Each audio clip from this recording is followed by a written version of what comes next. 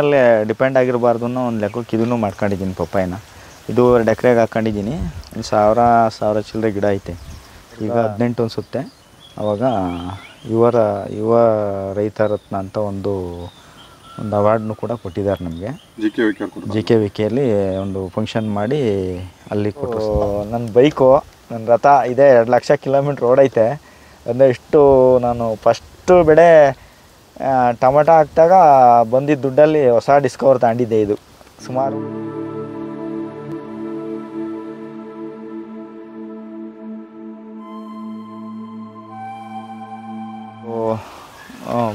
Papaya ಬೆಳೆ. ಅಂದರೆ ಇದನ್ನು ಈಗ ಟೊಮಟೊ ಎಲ್ಲ ಬೆಳಿತೀನಿ, ಜೊತೆಗೆ ಒಂದೇ ಇದ್ರ ಮೇಲೆ ಡಿಪೆಂಡ್ ಆಗಿರಬಾರ್ದು ಅನ್ನೋ ಒಂದು ಲೆಕ್ಕಕ್ಕೆ ಇದನ್ನು ಮಾಡ್ಕೊಂಡಿದ್ದೀನಿ ಪಪ್ಪಾಯಿನ. ಇದು 2 ಎಕರೆಗೆ ಹಾಕ್ಕೊಂಡಿದ್ದೀನಿ. ಒಂದು 1000 ಚಿಲ್ಲರೆ ಗಿಡ ಐತೆ. ಈಗ ಇದು ಇಷ್ಟೊತ್ತಿಗೆ ಹಣ್ಣು ಬರಬೇಕಿತ್ತು. ಬೇಸಿಗೆನಲ್ಲಿ ನೀರು ಸ್ವಲ್ಪ ಕಡಿಮೆ ಆಗ್ಬಿಡ್ತು. ಹಾಗಾಗಿ ನೀರು ಶಾರ್ಟೇಜ್ ಆಗಿ ಸ್ವಲ್ಪ ವೀಕ್ ಆಗಿತ್ತು. ಈಗ ಮಳೆ ಬಿತ್ತು, ಎಲ್ಲ ರೆಡಿಯಾಗಿದೆ.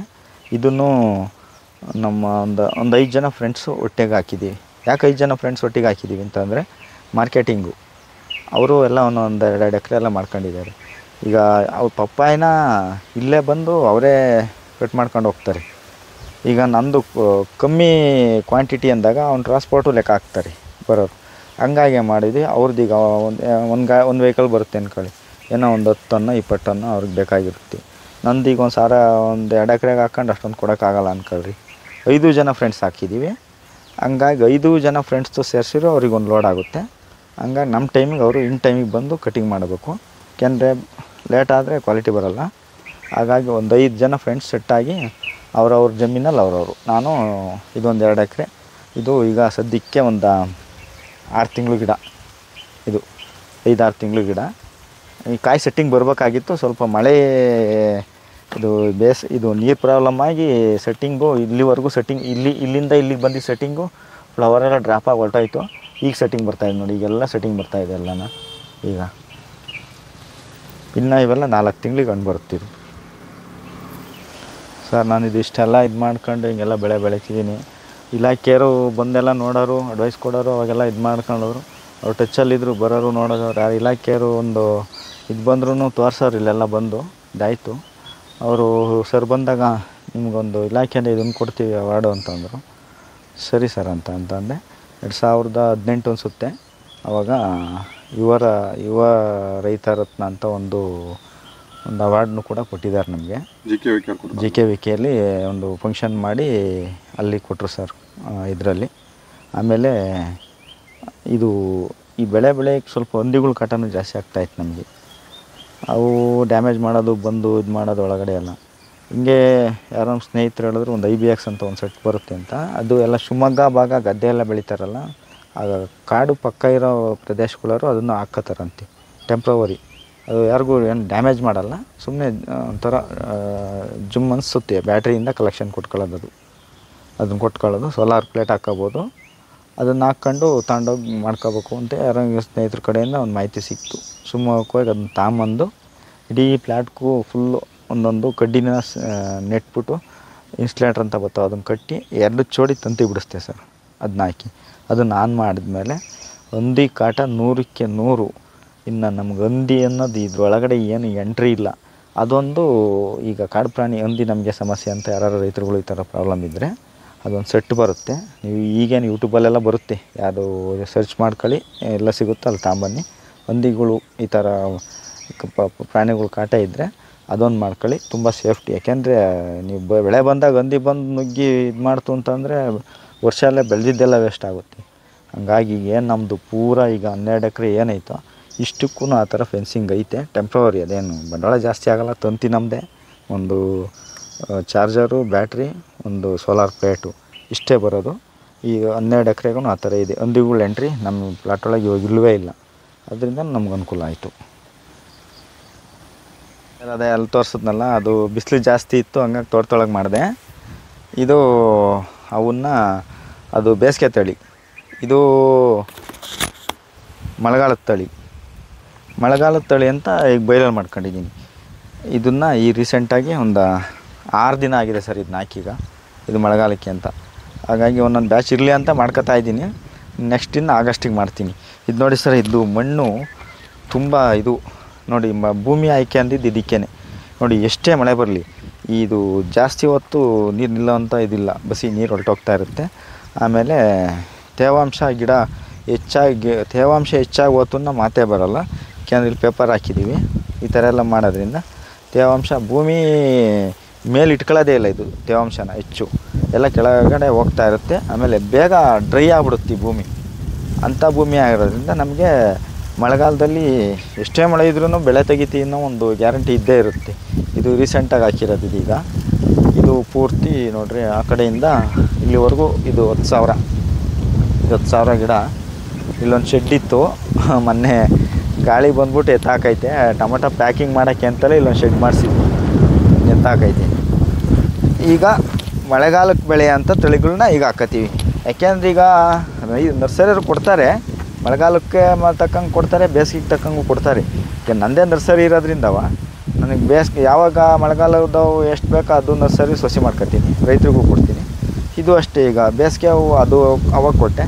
ಈಗ ಮಳೆಗಾಲದ್ದು ಈ ತಳಿ ಅಂದರೆ ಸೀಡು ಎಲ್ಲ ಹೆಚ್ಚು ಬೆಳೆಯೋದು. ನಾಟಿ ಟೊಮೊಟೊ ಬೆಳೆಯಲ್ಲ ನಾನು, ಹೆಚ್ಚು ಸೀಡೇ ಬೆಳೆಯೋದು, ನಮ್ಗೆ ಅದೇ ಅಭ್ಯಾಸ. ಹಾಗಾಗಿ ಸೀಡ್ನೇ ಜಾಸ್ತಿ ಮಾಡ್ಕೊತೀವಿ ಸರ್. ಸೀಡ್ಸ್ಗೂ ವ್ಯತ್ಯಾಸ ಅಂತ ಇನ್ನೇನಿರಲ್ಲ. ವ್ಯತ್ಯಾಸ ಅಂದರೆ ಕೆಲವು ಈಗ ಸೀಡಲ್ಲಿ ಸ್ವಲ್ಪ ಗಟ್ಟಿ ಬರೋ ಅಂಥ ತಳಿಗಳ್ನ ಸೆಲೆಕ್ಟ್ ಮಾಡ್ಕೊಂಡಿದ್ದೀವಿ. ನಾಟಿನಲ್ಲೂ ಬರ್ತವೆ, ನಮ್ಗೆ ಅದೇನೋ ನಾಟಿ ಗಟ್ಟಿನೂ ಬರೋದಿರುತ್ತೆ, ಇದು ಇರುತ್ತೆ. ಕೆಲವ್ರಿಗೆ ನಾಟಿ ಇಷ್ಟಪಡ್ತಾರೆ ಬೆಳೆಯೋದಕ್ಕೆ. ನಾವು ಈ ಕೋಲಾರ ಮಾರ್ಕೆಟು ಹಿಂಗೆಲ್ಲ ಮಾಡೋದ್ರಿಂದ ನಾವು ಜಾಸ್ತಿ ಸೀಡ್ಸು ಅಂದರೆ ಗಟ್ಟಿ ಬರ್ತಿತ್ತು ಚೆನ್ನಾಗಿ. ಹಂಗಾಗಿ ಸೀಡ್ಸು ರೋಗ ಬಾಧೆ ಎರಡಕ್ಕೂ ಹೆಚ್ಚು ಕಡಿಮೆ ಒಂದೇ ಸಮಾನ ಇರುತ್ತೆ. ಅದರಲ್ಲೂ ಸ್ವಲ್ಪ ಈಗ ಇದಕ್ಕೆ ನಮಗೆ ಕೆಲವು ಈ ಸೀಡು ನಾವು ಆಯ್ಕೆ ಮಾಡ್ಕೊಂಡಿರೋಂಥ ಸೀಡಲ್ಲಿ ಅಂಗಮಾರಿ ಅಂತ ಒಂದು ರೋಗ ಬರುತ್ತೆ. ಅದು ಬರೋಲ್ಲ, ಹೆವಿ ಮಳೆ ಆದಾಗ ಅಂಗಮಾರಿ ಅಂತ ಬರುತ್ತೆ. ಅದನ್ನೇನಾರು ನಾವು ಸ್ವಲ್ಪ ಉದಾಸೀನ ಮಾಡಿ ಔಷಧಿ ಹೊಡೆಯೋದು ಲೇಟ್ ಮಾಡಿದರೆ ಇಡೀ ತೋಟಕ್ಕೆ ಪೂರ್ತಿ ಒಪ್ಕೊಂಡು ತೋಟ ಹೋಗೋಕ್ಕೆ ಚಾನ್ಸ್ ಇರುತ್ತೆ. ಈ ತಳಿನಲ್ಲಿ ಹಂಗಾಗಲ್ಲ, ಯಾಕೆಂದರೆ ಇದು ಒಂದು ಅದನ್ನು ತಡ್ಕೊಳ್ಳೋ ಅಂಥ ಒಂದು ಶಕ್ತಿ ಈ ಬೀಜದಲ್ಲೇ ಇರುತ್ತೆ ಅನಿಸುತ್ತೆ. ಅದನ್ನು ಮಾಡಿದ್ದಾರೆ. ಹಂಗಾಗಿ ಇದು ನಮಗೇನು ರಿಸ್ಕ್ ಆಗೋಲ್ಲ. ಎಷ್ಟೇ ಮಳೆ ಇದ್ರೂ ಒಂದು ವೇಳೆ ಬಂದ್ರೂ ಅಂಗಮಾರಿ ಥರ ಒಂದು ಸ್ವಲ್ಪ ಬಂದ್ರೂ ನಾಳೆ ಸ್ಪ್ರೇ ಕೊಟ್ಟರೆ ಅಲ್ಲಿಗೆ ಕಂಟ್ರೋಲ್ ಆಗುತ್ತೆ. ಹಾಗಾಗಿ ಕೆಲವು ಸೀಡ್ಗಳನ್ನ ಸೆಲೆಕ್ಟ್ ಮಾಡ್ಕೊಂಡು ಬೆಳ್ಕೊತೀವಿ ಸರ್. ರೈತರಿಗೆ ಹೇಳೋದು ಅಷ್ಟೇ, ಈಗ ಕೆಲವು ಈ ಥರ ನರ್ಸರಿನೂ ಕೇಳ್ಕೊಳ್ರಿ. ಅಂಗಮಾರಿ ಹೆವಿ ಮಳೆ ಆದಾಗ ಆ ಥರ ಬರ್ದಂಥವು ಅವ್ರು ಕೇಳ್ಕೊಂಡು ಬೆಳ್ಕೊಳ್ರಿ. ಅವ್ರು ಕೊಡ್ತಾರೆ, ಯಾರೇ ನರ್ಸರಿ ಆದ್ರೂ ಅಷ್ಟೇ ಕೊಟ್ಟಿರ್ತಾರೆ. ಆ ಥರ ಮಾಡ್ಕೊಂಡು ಬೆಳಿಬೇಕು ನೀವು. ಹಂಗೆ ಬೆಳೆದ್ರೆ ಈಗ ಇನ್ನೊಬ್ಬ ಯಾರೋ ಹಾಕಿರ್ತಾನೆ ಅಂದ್ಕೊಳ್ರಿ, ಹೆವಿ ಮಳೆ ಆಯ್ತು, ಅಂಗಮಾರಿ ಬಂದು ಹೋಯ್ತು, ಈಗ ರೇಟ್ ಬಂತು, ಅವಾಗ ಎಷ್ಟು ರೈತರಿಗೆ ಲಾಸ್ ಆಗುತ್ತೆ. ಇರ್ತವೆ ಇತ್ತೀಚೆಗೆ ಕಂಪ್ನಿಗಳು ತುಂಬ ಕಂಪ್ನಿಗಳು ಸೀಡ್ಸ್ಗಳು ಬರ್ತಿದ್ದಾವೆ. ನೋಡ್ಕೊಂಡು ವಿಚಾರ ಮಾಡ್ಕೊಂಡು ಬೆಳ್ಕೋಬೇಕು. ರೈತರಿಗೆ ಅದು ಸೂಕ್ತವಾಗಿ ಒಂದು ಬೆಳೆ ಬರುತ್ತೆ ಸರ್. ಇದು ಕಡ್ಡಿಗಳು ಹಾಕೋಕ್ಕೆಲ್ಲ ರೆಡಿಯಾಗಿದೆ ಸರ್. ಈಗೆಲ್ಲ ಓಲ್ ಹಾಕ್ಸ್ಬಿಟ್ಟು ಕಡ್ಡಿಗಳ್ನ ಹಾಕೋಬೇಕು. ಇದಂದರೆ ಆ ಕಡೆ ಬೆಳೆಯಲ್ಲಿ ಇದ್ದಿದ್ದು ಸ್ವಲ್ಪ ಈಗೆಲ್ಲ ಅಂದರೆ ತಂದು ಇಟ್ಟಿದ್ದಾರೆ ಲೇಬರು. ಇದರಲ್ಲಿ ಹೈಟ್ ಕಡಿಮೆ ಆದಂಥ ಕಡ್ಡಿಗಳನ್ನ ತೆಗ್ದು ಹಾಕ್ತಾರೆ, ಹೊರಗಡೆ ಹಾಕ್ಬಿಟ್ಟು ಬಿಟ್ಕೋತಾರೆ. ಹೈಟು ಕಡಿಮೆ ಆದವನ್ನ ಹಾಕೋಕ್ಕಾಗಲ್ಲ, ಯಾಕೆಂದರೆ ಟೊಮೊಟೊ ಒಂದು ಹೈಟಿಗೆ ಒಂದು ಹೈಟ್ ಬರುತ್ತೆ ಅನ್ನೋ ಒಂದು ನಮ್ಗೊಂದು ಇದಿರುತ್ತೆ. ಆ ಹೈಟಿಗೆ ಬರೋ ಅಂಥ ಕಡ್ಡಿನೇ ಹಾಕ್ಬೇಕು. ಅದಕ್ಕೆ ಈಗ ಇವು 4-5-6 ಬೆಳೆ ಬೆಳೆದಿರೋಂಥ ಕಡ್ಡಿಗಳು. ಹಾಗಾಗಿ ಈಗ ಇಲ್ಲಿ ನೋಡಿ, ಇಲ್ಲಿ ತರ್ಸ್ಕೊಂಡಿದ್ದೀನಿ ಇವಾಗ. ಇದೊಂದು ಈಗ ಹೊಸ ಕಡ್ಡಿ ಹೆಂಗೆ ತರ್ಸ್ಕೊಂಡೆ ಅಂದರೆ ಇದ್ರಲ್ಲಿ ಶಾರ್ಟೇಜ್ ಆಗ್ತದೆ, ತೆಗೆದ್ರಿ. ಈಗ 10,000 ಗಿಡಕ್ಕೆ ಅಂದರೆ ಕಡ್ಡಿ ಶಾರ್ಟೇಜು, ಅದಕ್ಕೆ ರೆಡಿ ಇದೆ ಕಡ್ಡಿ. ಈಗ ಇದನ್ನೆಲ್ಲ ಹೋಲ್ಗಳು ಹಾಕ್ಸ್ಬಿಟ್ಟು ಕಡ್ಡಿ ಹಾಕ್ಸ್ಬಿಟ್ಟು ರೆಡಿ ಮಾಡಿಸ್ಬೇಕು. ಏನಿಲ್ಲ ಅಂದರೆ ಈಗ ಇನ್ನು ಹೆಚ್ಚು ಕಡಿಮೆ 25 ದಿವಸಕ್ಕೆ ಈ ಗಿಡಕ್ಕೆ ಒಂದೊಂದು ಸಿಂಗಲ್ ದಾರ ಕಟ್ಟಿಸ್ಲೇಬೇಕು ಸರ್. ಈಗ ಆಮೇಲೆ ಇನ್ನೊಂದು, ಈಗ ಆಷಾಢ ಮುಗಿಯೋವರೆಗೂ ಸ್ವಲ್ಪ ಗಾಳಿ ಜಾಸ್ತಿ ಇರುತ್ತೆ. ಹಂಗಾಗಿ ಸ್ವಲ್ಪ ಬೇಗನೆ ಕಟ್ಟಿಸ್ಕೋಬೇಕು. ಒಂದು ಗಿಡ ಗಾಳಿಗೆ ಇಲ್ಲಿ ನಮ್ಮದು ಸುಮ್ಮನೆ ಈಗ ಹೈಟ್ ಪ್ಲೇಸ್ ನೋಡಿ, ಇಲ್ಲೆಲ್ಲ ಸ್ವಲ್ಪ ಗಾಳಿ ಜಾಸ್ತಿ ಬೀಳುತ್ತೆ. ಹೊರಗಡೆ ಇನ್ನು ಊರು ಒಳಗಡೆ ಹೋದಾಗ ಬೀಸೋ ಗಾಳಿಗೂ ಇಲ್ಲಿಗೂ ಸ್ವಲ್ಪ ಡಿಫ್ರೆನ್ಸ್. ಫುಲ್ ಹೈಟಲ್ಲಿದೆ, ಪ್ಲಸ್ ಗುಡ್ಡದ ಪಕ್ಕ. ಹಂಗಾಗಿ ಗಿಡನ ಬೇಗ ಕಟ್ಟಿಸ್ಕೊಂಡ್ರೆ ಒಂದು ಸ್ವಲ್ಪ ಒಂದು ರೇಂಜ್ ಬಂದಾಗ ಕಟ್ಟಿಸ್ಕೊಂಡ್ರೆ ಗಾಳಿ ಬೀಸಿದಾಗ ಬೀಳಲ್ಲ. ಇಲ್ಲಾಂದರೆ ಏನಾಗುತ್ತೆ ಅಂದರೆ ಗಾಳಿಗೆ ಎಲ್ಲ ಒಂದು ಕಡೆ ಯಾವ ಕಡೆ ಗಾಳಿ ಬೀಸುತ್ತೋ ಆ ಕಡೆ ಮಲ್ಕೊಂಬಿಡುತ್ತೆ ಗಿಡ ಬಿದ್ದರೆ ಸ್ವಲ್ಪ ರೋಗ ತಗೊಳ್ಳೋಂಥ ಚಾನ್ಸಸ್ ಇರುತ್ತೆ. ಇನ್ನೊಂದು ತಿಂಗಳು ಮ್ಯಾಕ್ಸಿಮಮ್ ಒಂದು 20-25 ದಿವಸಕ್ಕೆ ಒಂದೊಂದು ಸಿಂಗಲ್ ದಾರ ಕಟ್ಟಿಸ್ಬೇಕು ಸರ್. ಅದಕ್ಕೇ ಕಡ್ಡಿ ಎಲ್ಲ ಹಾಕ್ಸಿ ಇದರೊಳಗೆ ಇಟ್ಟಿಸ್ಬಿಡ್ಸೀನಿ. ಈ ವೀಕಲ್ಲಿ ಎಲ್ಲ ರೆಡಿ ಮಾಡಿಸ್ತೀನಿ. ಪೂರ್ತಿ ಕಡ್ಡಿ ಹಾಕ್ಸ್ಬಿಟ್ಟು ಇನ್ನು 15 ಈಗ ಒಂದು 6 ದಿನ ಇನ್ನು 15-16 ದಿನಕ್ಕೆ ಒಂದೊಂದು ದಾರ ಕಟ್ಟಿಸ್ತೀನಿ ಸರ್ ಇದು. ನನ್ನ ಬೈಕು, ನನ್ನ ರಥ ಇದೆ, 2 ಲಕ್ಷ ಕಿಲೋಮೀಟ್ರ್ ಓಡೈತೆ. ಅಂದರೆ ಇಷ್ಟು ನಾನು ಫಸ್ಟು ಬೆಳೆ ಟೊಮೆಟೊ ಹಾಕಿದಾಗ ಬಂದಿದ್ದ ದುಡ್ಡಲ್ಲಿ ಹೊಸ ಡಿಸ್ಕವರ್ ತಗೊಂಡಿದ್ದೆ. ಇದು ಸುಮಾರು 10 ವರ್ಷ ಡಿಸ್ಕವರ್ ತಗೊಂಡು ಇವತ್ತು ಎಲ್ಲ ಕಡೆ ಓಡಾಡೋದು, ತೋಟಗಳು ಎಲ್ಲ ಕಡೆನೂ ಇದು ಮಾಡೋದು ಇದೇ ಡಿಸ್ಕವರು. ಇದ್ರ ನಂತರ ಎಲ್ಲ ತಗೊಂಡಿದ್ದು ಬುಲೆಟು, ಕಾರು ಎಲ್ಲ ಕೊಡಿಸಿರೋದೇ ಈ ಗಾಡಿ, ಎಲ್ಲದನ್ನೂ ಕೊಡಿಸಿರೋದು. ಈಗ ನಿಮ್ಮ ಯೂಟ್ಯೂಬ್ ಚಾನಲ್ ಮಾಡ್ತಾಯಿದ್ದೀರಾ, ನಿಮಗೆ ಒಳ್ಳೆಯದಾಗಲಿ, ನಿಮಗೆ ಒಂದು ಸಕ್ಸಸ್ಸು, ನೀವು ಒಂದು ಸಕ್ಸಸ್ ಅಂತ ಬರಲಿ. ಆ ದೇವರು ನಿಮಗೆ ಒಳ್ಳೆಯ ಆಶೀರ್ವಾದ ಮಾಡಿ ಒಳ್ಳೆಯ ಒಂದು ಮಟ್ಟಕ್ಕೆ ಬೆಳೀಲಿ ಅಂತ ಆ ದೇವರಲ್ಲಿ ಕೇಳ್ಕೊತೀನಿ ಸರ್.